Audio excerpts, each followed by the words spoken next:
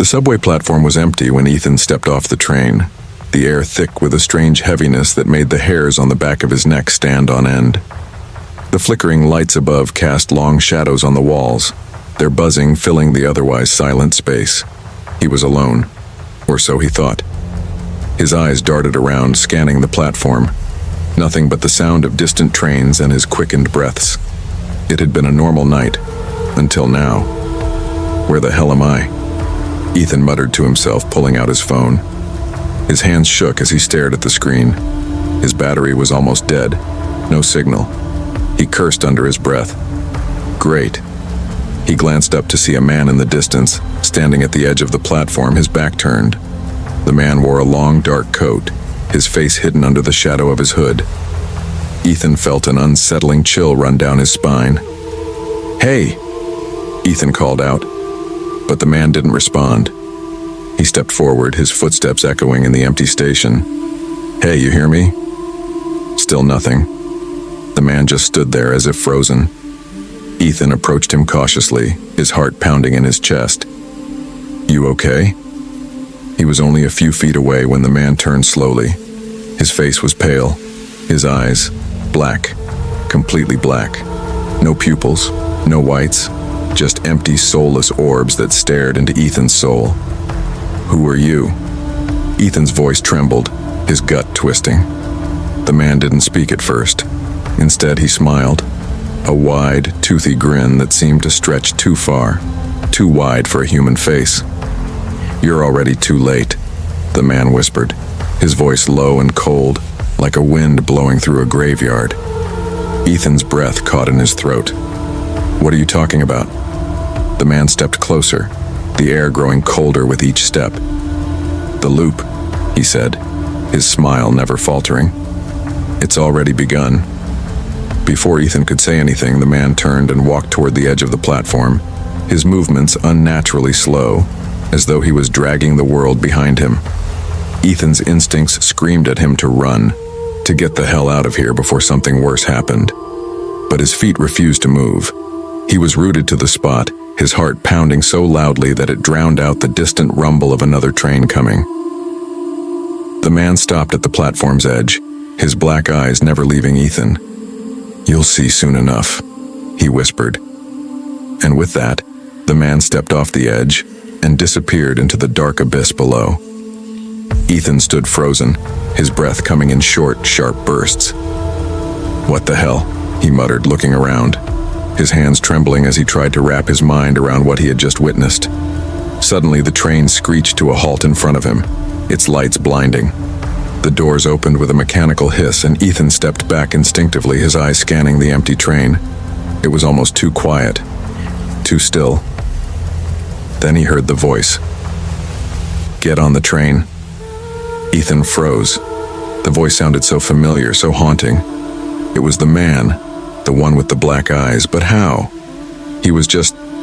Before he could process any of it, a figure appeared from within the train. The same man, his grin wider, his eyes blacker. He stepped out onto the platform, reaching toward Ethan with a cold, bony hand. "Get on," he repeated, his voice laced with an unnatural calm. Ethan stumbled backward, his heart racing. No way. I'm not getting on that train." But the man stepped forward, his eyes locking onto Ethan's with an intensity that made him feel like he was being drawn in against his will. "You don't have a choice," he said softly. Something about the man's words made Ethan's stomach twist.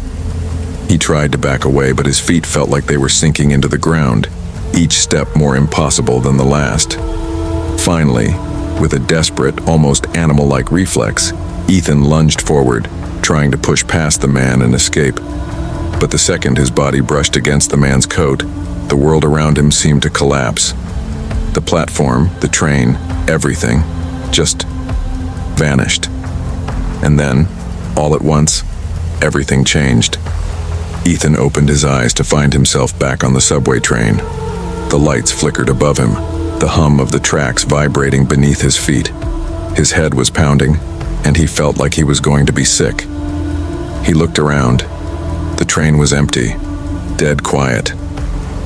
"What the hell just happened?" he whispered, his voice hoarse. He rubbed his eyes, trying to clear the fog from his brain. But as he did, he noticed something terrifying. The reflection in the window. It was him. But it wasn't. His face was pale, his features distorted like a bad mirror image. His eyes, they were black. His pupils had disappeared, swallowed whole by the void.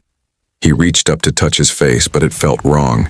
His skin was cold to the touch, almost like it wasn't his at all. "No, no," he whispered, his heart racing as he scrambled to find his phone, to check his messages, anything. His phone buzzed in his hand and he looked at the screen, his hands shaking. It was a text from Jared. "Ethan, where the hell are you? It's your shift. You've been gone for days." Days. That couldn't be right. He had just been at the station, right? It couldn't have been days. His breath caught in his throat as another message appeared. It wasn't from Jared. "You're home now. Don't fight it." Panic set in. The world felt like it was slipping out of his control, everything twisting and warping. The doors of the subway train slid open. A figure stood in the doorway, another man, tall and gaunt, his eyes black like the others. But this one didn't have the same eerie smile. This one was silent, staring right at him. "Get out of the train," the man said, his voice low. But Ethan couldn't move. He couldn't breathe. His chest was tight and his body refused to obey. The man stepped inside, and the train began to move. But as it did, Ethan realized something that made his blood run cold. There was no way out of this. There was no escape. This was where he belonged now. Ethan jolted awake, gasping for air. He sat up in his bed, his heart racing. Sweat clung to his skin as he wiped his face, trying to steady his breathing. His phone buzzed on the nightstand. "Jared. Dude, where have you been? You've been missing for days. The store's been a mess without you." Ethan's hands trembled as he read the message. He wasn't sure if it was real, if any of it had been real. He stumbled out of bed, his head spinning as he went to the bathroom. His reflection stared back at him. His eyes were black. The doorbell rang. He didn't answer. Ethan never left his apartment again.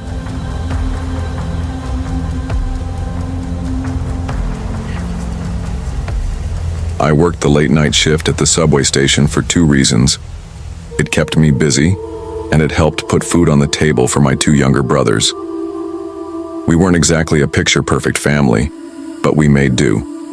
Rachel, my mom, always said that the station was a safe place, even when the last train of the night was about to pull in. But that winter night, everything changed. The cold wind sliced through the station as I pulled my jacket tighter around my body.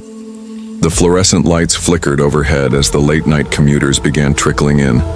It was quiet, just a few stragglers here and there. My younger brother Tim was in the back of the station, cleaning the vending machines. I was sweeping up the floor by the entrance, trying to stay alert. "Everything good?" I asked, eyeing Tim as he wiped down the machines with a rag. "Yeah, just the usual," he replied, though his voice seemed tense. Tim hated working the night shift. I knew it. He had this sense that something was always watching, especially when it got late. I couldn't blame him. The station always felt off when the crowds thinned out. Rachel, my mom, was working in the control room, keeping an eye on the security cameras. The only sound besides the hum of the machines was the soft shuffle of footsteps and the occasional clink of coins. There was no reason to expect trouble. Not here, not at this station, but I should have known better. As I made my way to check on Mom, I noticed something strange. The security room door was ajar. I frowned, stepping closer. "Mom?" I called out, but there was no response. The room was empty. My heart began to race as I scanned the room. The screens were all showing normal footage, commuters waiting for trains, the occasional car passing. But something wasn't right. The usual sense of safety felt distant. That's when I heard it. A noise from down the hall. I turned sharply, catching a glimpse of someone in the shadows. A man, tall, disheveled, his clothes torn. He was stumbling, almost dragging his feet as he moved toward the entrance. "Hey!" I shouted, instinctively stepping forward. "Are you okay?" The man didn't respond, just kept walking closer. His eyes were wide and frantic, his skin pale, as if he hadn't seen daylight in days. His breath was heavy, labored, and it was clear he wasn't in his right mind. "Do you need help?" I asked again, but he just stared at me, his gaze wild, unblinking. Then his lips parted, and in a hushed, trembling voice he whispered, "It's not safe. Not here. Get out. Get out now." Before I could react, the door to the station slammed open with a violent force, causing me to stumble back. I blinked, and in that brief moment, the man was gone. The air felt colder, like the temperature had dropped several degrees in a second. Shaking, I walked back to the control room to find Mom, but the door was now completely closed, the lights flickering on and off. "Mom?" I called out again, but there was no answer. Tim came running up from the back, his face pale. "What was that?" he asked, his voice shaky. I don't know," I stammered, my mind racing. "But we need to call Mom. Something's wrong." I stepped closer to the control room and turned the knob. The door creaked open, but what I saw inside made my blood run cold. Mom was gone. The chair she usually sat in was spinning slowly, as if she had just stood up and left in a hurry. Her coffee cup was still on the desk, half empty, untouched. "Where is she?" Tim whispered, eyes wide with fear. I didn't know. I turned back to the station's main hallway, but it was eerily quiet now. The usual low hum of the trains, the hustle of commuters. Everything had stopped. "Let's check the cameras," I said, my voice tight with anxiety. I pulled up the footage from the station security feed.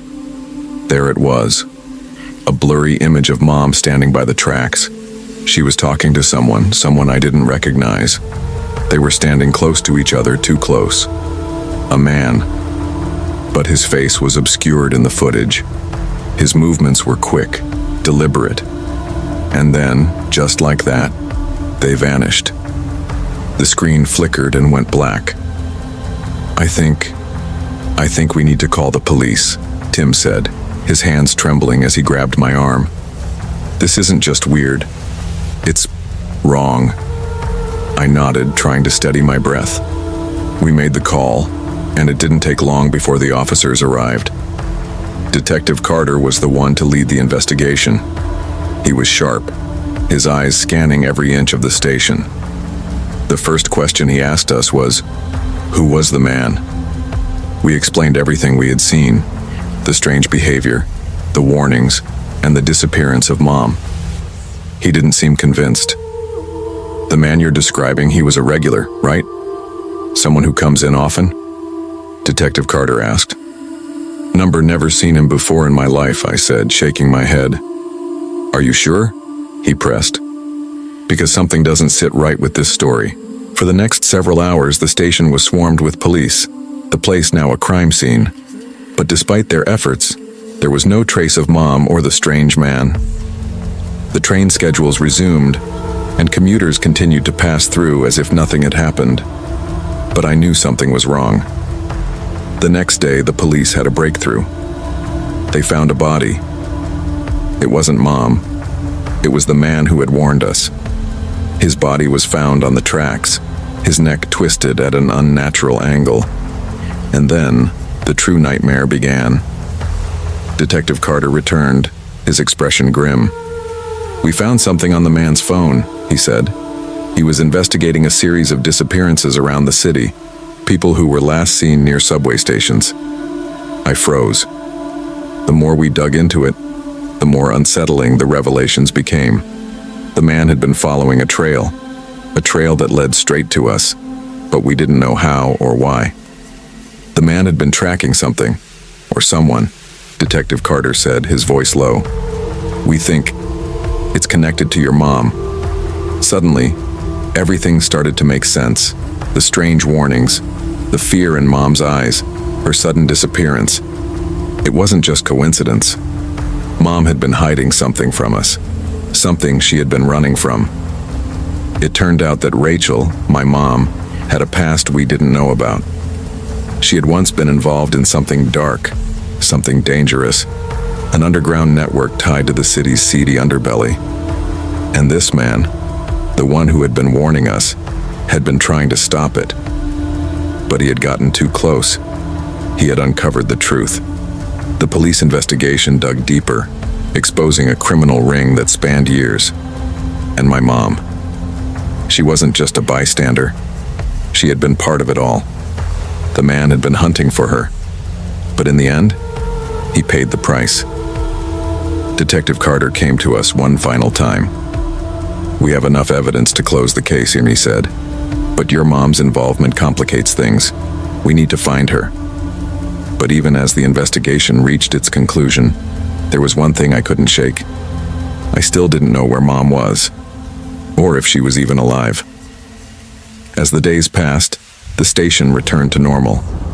But for Tim and me, it would never be the same. We had been a part of something far darker than we had ever imagined, and the shadow of that night would always haunt us. The last train had passed, but the real nightmare was just beginning.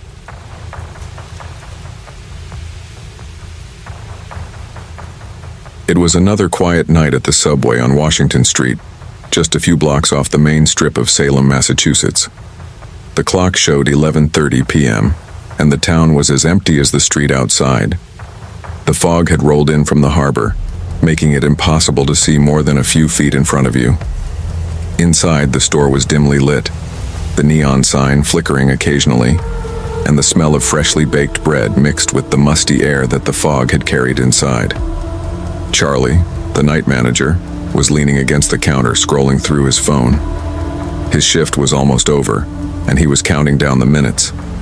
Sarah, a part-timer, was wiping down the tables, looking just as tired as Charlie. She had just finished high school and was saving up for college. The small talk they exchanged had become routine, mostly just to fill the silence. "Another slow night," Charlie said, trying to make light of the situation. He looked at Sarah, who was giving him a tired smile. "Yeah, tell me about it. I'm starting to think I'm working more for the free subs than the paycheck," she replied, her tone light but with an undercurrent of weariness. They shared a quiet laugh, but it didn't last long. The only sound in the store was the hum of the fridge and the occasional clink of the counter when Sarah moved the salt shakers. At 11:50 p.m., the bell over the door rang, signaling that someone had entered. It was strange because it was so late and the store was usually quiet after 10 p.m. Charlie looked up from his phone and saw a man step inside, wearing a long coat and a baseball cap. He looked out of place, too formal for a subway and too late for anyone just looking for a late-night snack. "Good evening," Charlie greeted, offering a smile. "What can I get for you?" The man didn't respond right away. He just stood there staring at the menu board. Charlie waited for a moment before repeating his question. "Can I help you with something?" Finally, the man looked up, and his eyes were bloodshot, as if he hadn't slept in days. "A foot-long tuna, toasted, no cheese," he said flatly, his voice monotone and distant. Charlie nodded, stepping over to start preparing the sandwich. The man just stood there, motionless, as if lost in thought. Sarah, who had been wiping down the counter, glanced at Charlie, confused by the man's strange demeanor. "Is everything okay with him?" she whispered to Charlie. "I don't know. He seems off," Charlie replied quietly. "Just keep an eye on him." Charlie quickly made the sandwich, wrapping it up in paper and handing it over. The man didn't even thank him. He just took the sandwich, muttered something unintelligible, and walked out without another word. As the door closed behind him, Sarah spoke up again. "That was weird. You think he's okay?" Charlie was about to reply when he noticed something strange. The man hadn't paid. He quickly checked the register and found that the sale hadn't gone through. His stomach dropped. "Shit," Charlie muttered. "He didn't pay." Sarah looked concerned. "Should we go after him?" Charlie thought about it for a second. The fog outside was so thick, it would be nearly impossible to spot the man, especially if he was walking quickly. "Let's just call it in," he said, reaching for the phone. But just as he picked up the receiver, the bell over the door rang again. A second man stepped inside, this one even more unsettling than the first. He was tall, thin, and his face was hidden behind a scarf, but his eyes, they were unnaturally wide, as though he hadn't blinked in days. Can I help you?" Charlie asked, trying to mask the unease creeping up his spine. The man didn't answer, instead pointing to the menu. Foot-long turkey toasted, no lettuce. Charlie's hand froze over the register. You know that guy who was just in here?" he asked. But the man didn't acknowledge him. He simply stared at Charlie, then back at the menu, his eyes darting quickly from one option to the next. Charlie rang up the order, trying to shake the feeling that something was wrong. The man paid in exact change, a crumpled bill and a few coins before walking toward the door. As he left, Charlie watched him through the window. The fog was so thick, he could barely see a few feet ahead, but he could swear he saw the man stand for a moment outside, staring at the door. Before Charlie could call after him, the door swung open once more. The first man, the one who had left earlier without paying, had returned. This time, he was holding the same sandwich, now unwrapped and half-eaten. He didn't say a word. He just walked straight up to the counter, placed the sandwich down, and stared at Charlie, his face expressionless. "I didn't mean to forget," the man muttered, his voice barely audible. I've been trying to find my way back." Charlie felt his pulse quicken, but he remained calm. "Find your way back to what?" The man didn't answer. Instead, he walked out again, disappearing into the fog as if he had never been there. Charlie stood frozen for a moment, his mind racing. "What the hell just happened?" he whispered. Sarah was visibly shaken. "I don't know, but that was creepy." They stood in silence for a long while, not knowing whether to call the police or chalk it up to a strange night. The fog outside seemed to grow thicker, almost like it was pressing in on them. By the time the shift was over, Charlie couldn't shake the feeling that something was very wrong. He kept looking out the window, half expecting to see the men standing there, watching. The next morning, when the day shift arrived, everything seemed normal. But when they checked the security footage, the tape from the previous night had been corrupted, completely blank, as if it had been wiped clean. The register logs were also missing, but the sandwiches still remained in the trash. And in the fog outside, just past the parking lot, a figure in a baseball cap stood waiting.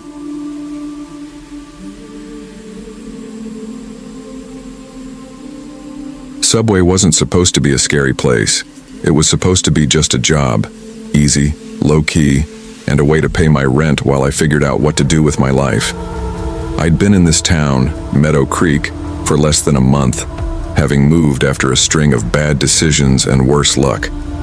The small town was cheap, quiet, and just far enough away from the chaos of my old life to give me a fresh start.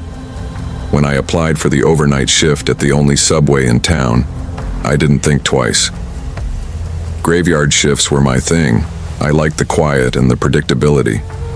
But Meadow Creek wasn't like other towns, and this Subway wasn't like other stores. It started small. The Subway sat at the edge of town, right where the dense woods began. The location felt more like a forgotten outpost than a restaurant. The building was old, with flickering lights and a faint musty smell that no amount of cleaning could get rid of. The drive-through headset crackled even when it was off, and the windows rattled when the wind picked up. The nights were always eerily silent, save for the occasional hum of a passing car or the rustle of leaves in the breeze. On my first night, I met Greg, my coworker. He was older, late 40s maybe, with a receding hairline and a permanent scowl. Greg was the kind of guy who'd seen too much and cared too little. "Welcome to the night shift," he said gruffly, not even bothering to look up from the bread he was slicing. "Hope you like ghosts." I laughed awkwardly, thinking it was a joke, but Greg didn't laugh back. "Ghosts?" I asked, trying to lighten the mood. Just don't go looking for answers you don't want, he said, his voice low and serious. That should have been my first clue. The first few nights were uneventful, or so I thought. I cleaned tables, prepped sandwich ingredients, and made small talk with the occasional customer. Most of the orders came through the drive-thru, which meant I spent a lot of time alone in the store while Greg stayed in the back, avoiding any unnecessary work. But something always felt off. The drive-thru speaker crackled even when there were no cars, and sometimes I swore I heard whispers, faint, unintelligible murmurs. The lights above the counter flickered at random, and no matter how many times I adjusted the thermostat, the air always felt cold, like the building itself was rejecting me. One night, around 2 a.m., a car pulled into the drive-thru. The headlights were dim, and the car, a rusted old sedan, looked like it belonged in a junkyard. "Welcome to Subway," I said through the headset. "What can I get for you?" There was no response. "Hello?" I tried again. Still nothing. I leaned out the drive-thru window to see if the car had moved, but it was still there, idling in place. The engine made an unsettling sputtering sound, like it was on its last legs. "Can I help you?" I called out, my voice trembling slightly. That's when I saw it. A shadowy figure standing in the fog just beyond the car. It was tall, motionless, and impossibly still, like it wasn't even human. I froze, my breath catching in my throat. The car's engine sputtered one last time before dying completely. When I blinked, the figure was gone. I turned to Greg, who was lazily mopping the floor. "Did you see that?" "See what?" he asked without looking up. "The car, and the person outside." He shrugged. "You'll get used to it." Each night, the strange occurrences became harder to ignore. The fog outside the store grew thicker, rolling in earlier and lingering longer. Customers started acting different. They'd place cryptic orders or stare at me for uncomfortably long moments before leaving without their food. One night, a woman came inside and ordered a foot-long sandwich. She didn't look up once, not even when I handed her the bag. As she turned to leave, she whispered, "It's coming for you." I froze. "Excuse me?" But she was already out the door, disappearing into the fog. I told Greg about it, but he just smirked. "You'll learn, kid. Meadow Creek isn't like other places." "What do you mean?" I pressed. He hesitated, his eyes narrowing. "The land this place sits on, it's old. People have been disappearing around here for centuries. You think Subway's just a restaurant?" I laughed nervously. "What else would it be?" "A trap," he said flatly. By my second week, I was sleeping less and working more, trying to make sense of everything. I started keeping a journal, jotting down every strange encounter. The fog, the figures, the whispers, they all seemed connected. One night I stayed late after my shift, determined to confront Greg and get answers. "Why are you still here?" I asked him bluntly. He sighed, leaning against the counter. "Because I can't leave." "What do you mean you can't leave?" He met my gaze, and for the first time I saw fear in his eyes. "Once you see them, you're stuck. They don't let you go." "Who's they?" He didn't answer. Instead, he handed me a key, the key to the storage room. "If you want answers, look in there, but don't say I didn't warn you." I waited until Greg left before unlocking the storage room. The air inside was heavy, almost suffocating. The walls were lined with shelves holding old dusty boxes and papers. In the far corner, I found a stack of photographs. They were all black and white, and each one showed the subway at different points in time. But something was wrong. In every photo, there were figures, shadowy, barely visible shapes standing in the background. I flipped through the photos faster, my hands shaking. The last one stopped me cold. It was a picture of the current subway taken recently, and standing in the fog outside the drive-thru was me. That night I tried to quit. I packed my things and told Greg I wasn't coming back. But when I got home, the fog was waiting for me. It seeped through the cracks in the windows, the whispers growing louder. I couldn't escape it. By the time I returned to the store, I knew it was too late. Greg was gone. The lights inside the subway flickered wildly, casting strange shadows on the walls. The drive-through headset crackled to life and a voice spoke through the static. "Welcome to Subway. Can I take your order?" It was my voice. I turned to run, but the fog was everywhere, pressing in from all sides. The whispers became deafening, chanting my name over and over. In the center of the store, a figure emerged from the shadows. Its glowing eyes locked onto mine, and I knew there was no escape. The next morning, the subway opened as usual. A new employee greeted customers with a forced smile, unaware of the horrors lurking in the fog. And me? I was still there, trapped, waiting for the next soul to wander too close.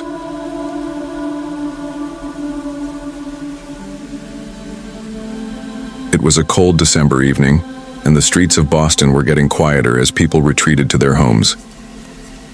The subway on Cambridge Avenue, a small dimly lit shop tucked between a laundromat and a pawn shop, wasn't the most glamorous place to work. The neon open sign flickered weakly, casting a faint glow onto the icy sidewalk outside. Inside, the scent of freshly baked bread mixed with the chill that slipped in every time the door swung open. I'd been working at Subway for a few months now. It wasn't my dream job, but it paid the bills and I liked the routine. The hum of the toaster oven, the rhythmic slicing of vegetables and the occasional banter with customers. It had its own kind of comfort. But that night was different. The shop felt off. "Zoe, you all right?" My coworker Lily asked as she stacked cups near the soda machine. "Yeah," I replied, rubbing my arms to shake off the cold. "Just tired. Feels like tonight's dragging." Lily smirked. "Welcome to closing shifts. Nothing exciting ever happens, right?" I laughed weakly, but her words hung in the air. Nothing exciting ever happens. It was almost ironic now. At around 9:30 p.m., the door chimed as a new hire. Max walked in. He was young, maybe 19, with dark hair that always seemed messy no matter what he did. He'd been working here for only a week, and though he was quiet, he seemed eager to learn. "Hey Max, ready for the graveyard shift?" Lily teased. He smiled nervously, adjusting his subway cap. "As ready as I'll ever be." "Don't worry," I said, trying to sound reassuring. "It's usually pretty dead after 10. Just clean up and wait for the clock to hit 11. Max nodded, but there was something off about him too. His eyes darted around the store like he was expecting something, or someone. The night trudged on. A few customers came and went. A family grabbing sandwiches on their way home, a couple of college students laughing over their drinks. But by 10:45, it was just us in the store.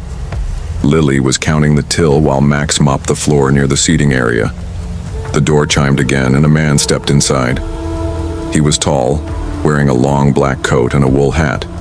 His face was partially hidden, but what little I could see looked pale and weathered. "Evening," he said, his voice low and gravelly. "Can I get a turkey sub, toasted? No veggies?" "Sure," I replied, pulling on gloves. "Foot long or 6-inch?" "Foot long," he said, watching me carefully. His stare made my skin crawl, but I focused on the sandwich, trying to ignore the growing tension. As I wrapped his order and handed it over, he lingered at the counter. "You're new here," he said, more as a statement than a question.